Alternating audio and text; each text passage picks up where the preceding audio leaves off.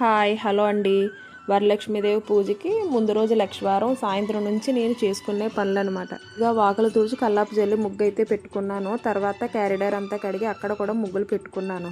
అలాగే గడపకు కూడా పసుపు రాసి బొట్లు పెట్టి తులసమ్మ దగ్గర కూడా పసుపు రాసి బొట్లు అయితే పెట్టుకున్నాను. ఇప్పుడు మనకి స్టెన్సిల్స్ వచ్చి ముగ్గులు కూడా చాలా ఈజీగా పెట్టుకోగలుగుతున్నాము.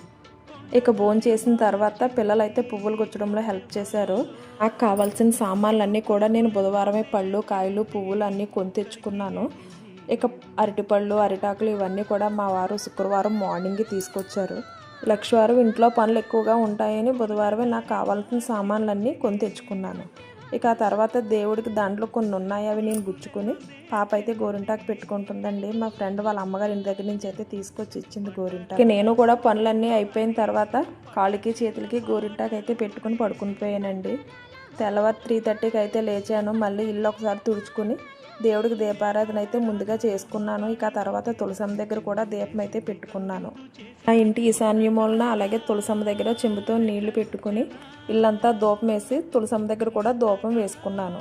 నైట్ పువ్వులు గుచ్చుకున్నాను కదా, అవి ఇలాగా ఇంటికి గుమ్మానికి కట్టుకుని మామిడి కొమ్మలతో ఇలా డెకరేషన్ చేసుకున్నాను. నా వీడియోని చూసి ఒక లైక్ సబ్స్క్రైబ్ చేసుకోండి ప్లీజ్.